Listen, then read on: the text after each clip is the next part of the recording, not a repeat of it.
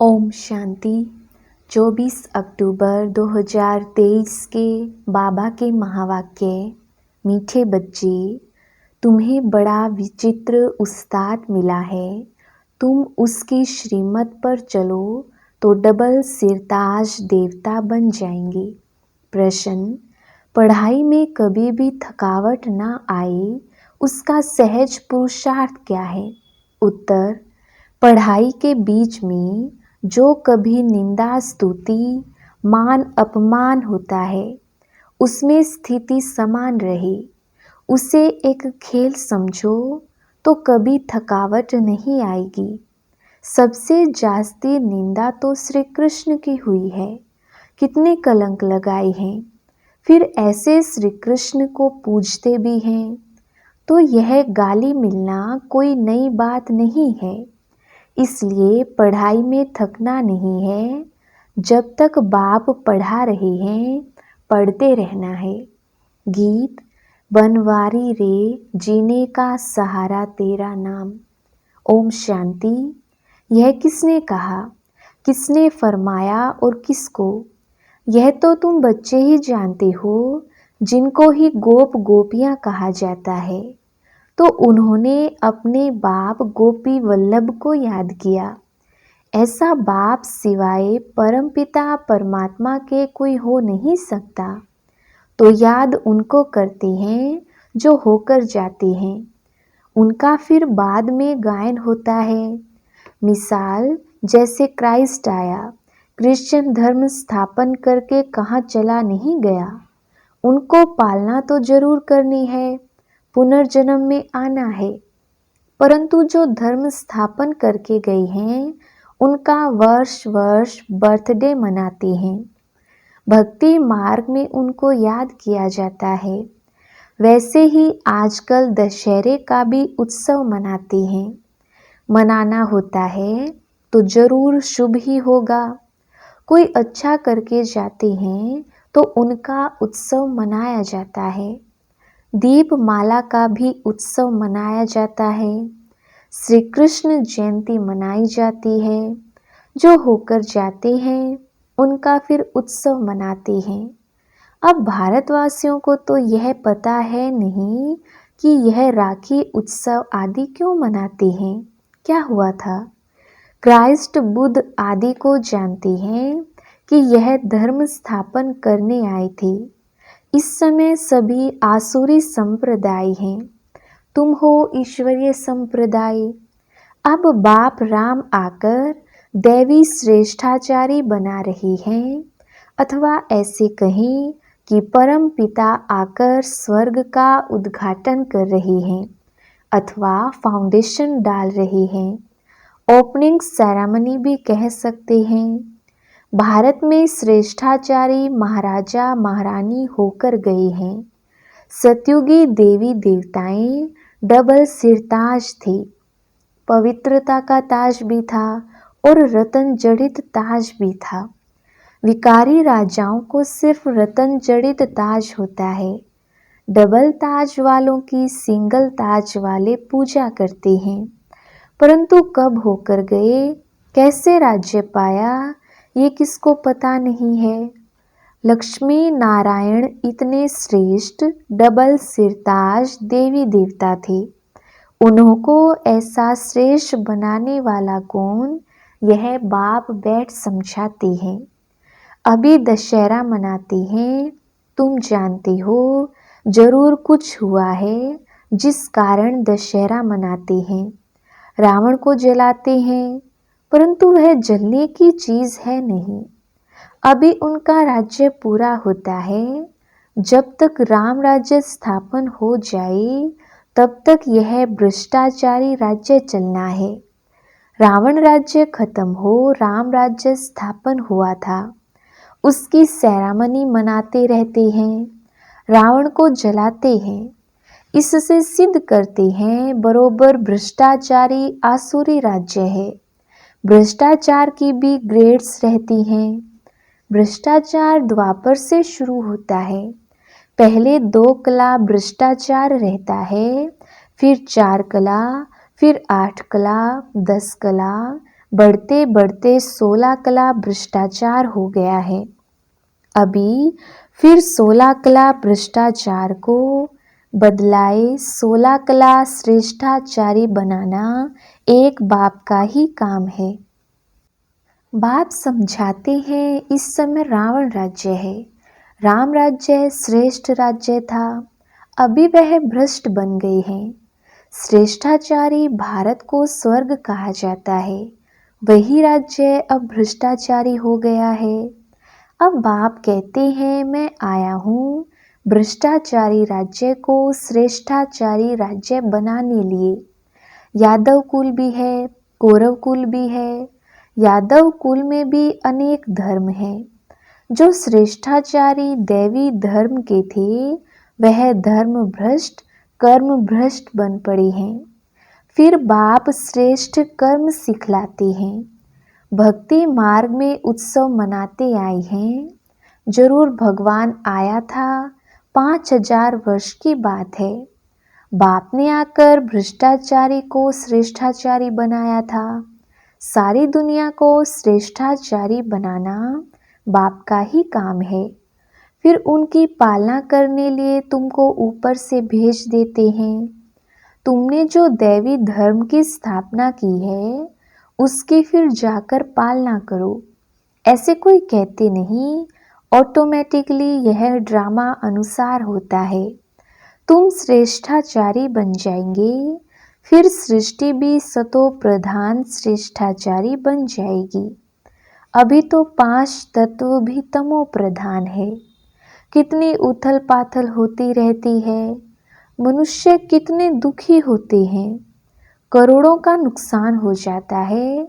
सत्युग में यह कोई भी उपद्रव नहीं होते, उपद्रव होते हैं नरक में। उपद्रव भी पहले 2 कला वाले थे, अभी 16 कला वाले बन गए हैं।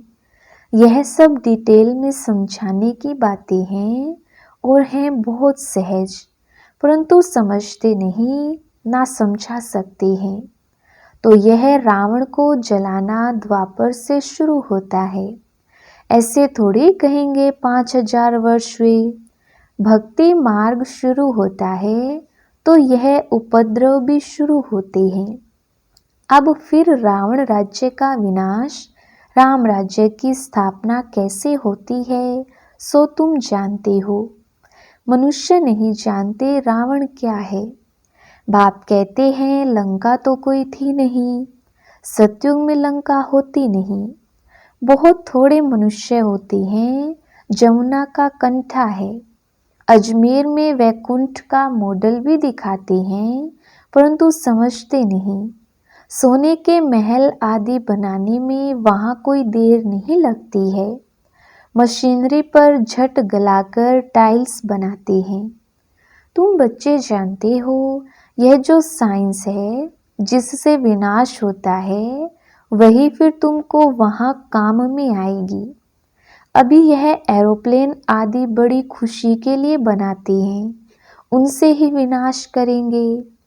तो यह एरोप्लेन सुख के लिए भी है तो दुख के लिए भी है। अल्पकाल लिए सुख है, 100 वर्ष के अंदर यह सब चीज़ें निकली हैं, तो 100 वर्ष के अंदर इतना सब हुआ है। तो तुम विचार करो जब विनाश होगा फिर नई दुनिया में कितने थोड़े समय में सब चीज़ें बन जाएंगी। वहाँ तो झट सोने के महल बन जाते हैं। भारत में सोने चांदी के कितने महल जड़ित से जड़े हुए बनते हैं। वहाँ दरबार बनती है, राजे रजवाड़े आपस में मिलते होंगे। उसको पांडव सभा नहीं कहेंगे, उसको कहेंगे लक्ष्मी नारायण के राजधानी की सभा। प्रिंस प्रिंसेज सब आकर बैठती हैं। ब्रिटिश गवर्नमेंट थी तो प्रिंस प्रिंसेस महाराजाओं की बड़ी सभा लगती थी। सब राजाई ताज लगाकर बैठती थी। नेपाल में बाबा जाते थे तो वहाँ राणा फैमिली की सभा लगती थी। बड़े ताज वाले राणे बैठते थे, उनको महाराजा महारानी कहते हैं। फिर उनमें भी नंबरवार होते हैं। रानियां नहीं बैठती हैं, वह पर्दे नशीन होती हैं। बड़े भक्के से बैठते हैं। हम कहते थे यह तो पांडव राज्य है, वह अपने को कहते भी सूर्यवंशी हैं। यहाँ थे परंतु सिंगल ताज वाले, उनसे पहले डबल सिरताज थे। श्री कृष्ण के लिए अनेक बातें लिख दी हैं, फलाने को भगाया, यह किया, परंतु ऐसी बात तो है नहीं। जो उत्सव पास्ट हो जाते हैं वो फिर मनाते आते हैं, यह भी उत्सव मनाते हैं। जबकि रावण राज्य को खलास कर राम राज्य की स्थापना की, यह तो वर्ष वर्ष मनाते हैं। तो सिद्ध होता है आसुरी रावण राज्य 5000 वर्ष पहले भी था। बाप आया था, आकर रावण राज्य का विनाश कराया था। वही महाभारत लड़ाई खड़ी है। बाकी रावण कोई चीज नहीं है। रावण की स्त्री मंदोदरी दिखाते हैं, उनको फिर 10 शीश नहीं दिखाते हैं। रावण को 10 शीश दिखाते हैं, विष्णु को 4 भुजा दिखाते हैं, 2 लक्ष्मी की, 2 नारायण की। वैसे रावण को 10 शीश दिखाते हैं, 5 विकार उनके, 5 विकार मंदोदरी के। विष्णु चतुर्भुज भी अर्थ सहित दिखाया है। पूजा भी महालक्ष्मी की करते हैं। महालक्ष्मी को कभी 2 भुजा वाला नहीं दिखाएंगे। दीपमाला में लक्ष्मी का आह्वान करते हैं। क्यों? नारायण ने कोई गुनाह किया क्या? लक्ष्मी को भी धन तो नारायण ही देता होगा ना। हाफ पार्टनर होंगे, तो नारायण ने क्या गुनाह किया? वास्तव में धन कोई लक्ष्मी से नहीं मिलता, धन तो जगदम्बा से मिलता है। तुम जानते हो जगत अम्बा सो ही फिर लक्ष्मी बनती है, तो उन्होंने अलग अलग कर दिया है। जगत अम्बा से हर चीज मांगते हैं। कोई भी दुख होगा, बच्चा मर जाएगा, तो जगत अम्बा को कहेंगे रक्षा करो, बच्चा दो, यह बीमारी दूर करो। बहुत कामनाएं रखते हैं। लक्ष्मी के पास एक ही कामना रखने जाते हैं, धन की। बस जगत अम्बा सभी कामनाएं पूरी करने वाली है, धनवान तो यही बनाती है। इस समय तुम्हारी सब कामनाएं पूरी होती हैं। कोई धन नहीं देते हैं, सिर्फ पढ़ाते हैं, जिससे तुम क्या से क्या बन जाते हो, और फिर लक्ष्मी बनती हो तो धनवान बन जाती हो। ताकत इस समय तुम्हारे में है, जो तुम सब कामनाएं पूरी कर सकती हो। जगत अम्बा दान देती है, लक्ष्मी दान थोड़े ही देगी। वहाँ दान देते नहीं, भूख होती ही नहीं, कंगाल कोई होते नहीं। सतयुग में रावण होता नहीं, यहाँ रावण को जलाते हैं। दशहरे के बाद फिर दीपमाला मनाते हैं, खुशियाँ मनाते हैं, क्योंकि रावण राज्य विनाश हो, राम राज्य स्थापन होगा तो खुशियाँ होंगी। घर घर में रोशनी हो जाती है, तुम्हारी आत्मा में रोशनी आ जाती है। जो चीज संगम पर है वो सतयुग में नहीं होगी। तुम त्रिकालदर्शी हो, वहां तो तुम प्रारब्ध भोगते हो, यह नॉलेज सारी भूल जाते हो। संगम पर है ही स्थापना और विनाश। स्थापना हो गई फिर बस। इन सब उत्सवों आदि का तुमको ही ज्ञान है। अज्ञानी मनुष्य तो कुछ भी नहीं समझते, बड़े बखेरे बना देते हैं, है कुछ भी नहीं। तुम प्रैक्टिकल में देख रहे हो, सतयुग में ये बातें नहीं होती हैं। नारद की भी बात शास्त्रों में है, तुमसे भी पूछा जाता है। तुम कहते हो बाबा हम लक्ष्मी को वरेंगे अथवा नारायण को वरेंगे, तो बाप कहते हैं अपने में देखो कोई विकार तो नहीं है। अगर क्रोध आदि होगा तो कैसे वर सकेंगे? हाँ, अभी संपूर्ण तो कोई बने नहीं है, परंतु बनना है। इन भूतों को भगाना है, तभी इतना मर्तबा पा सकेंगे।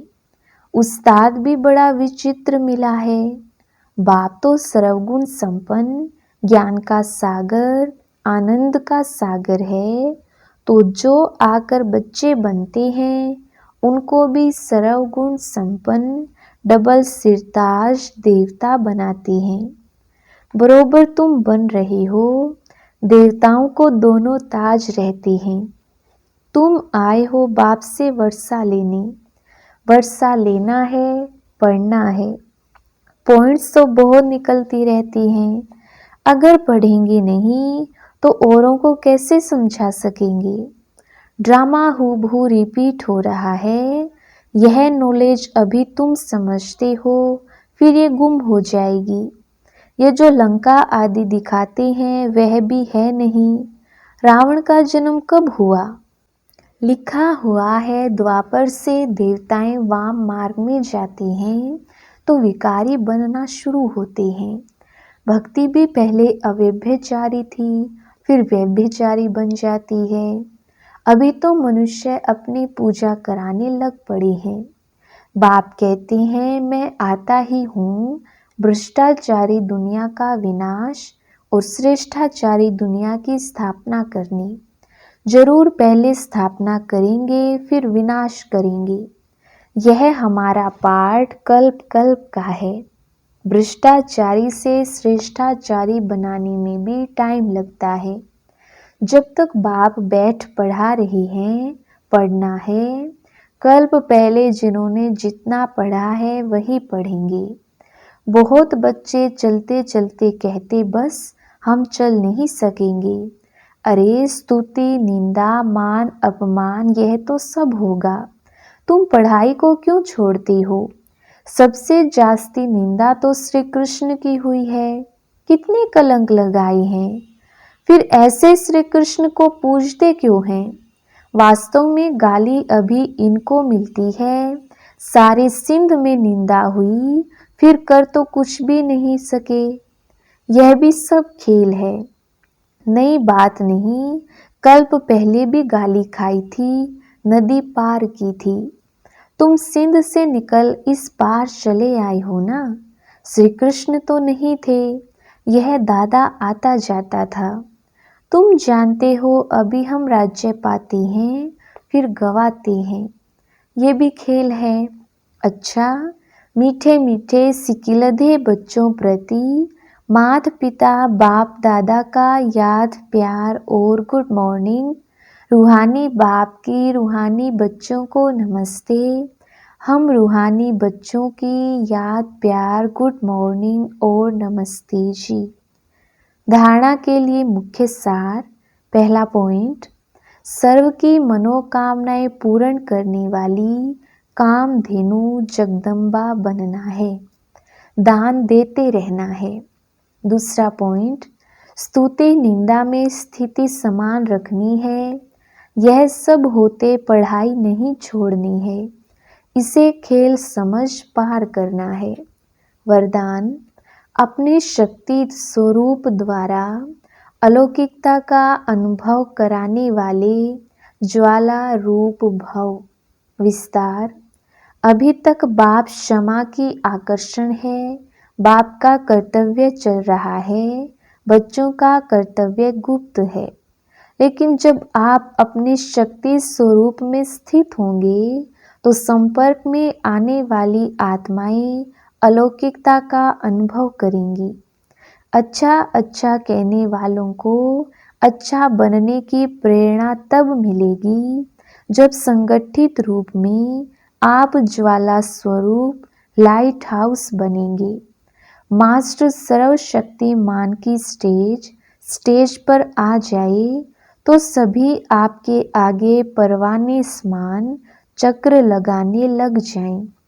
स्लोगन, अपने कर्मेंद्रियों को योग अग्नि में तपाने वाले ही संपूर्ण पावन बनते हैं।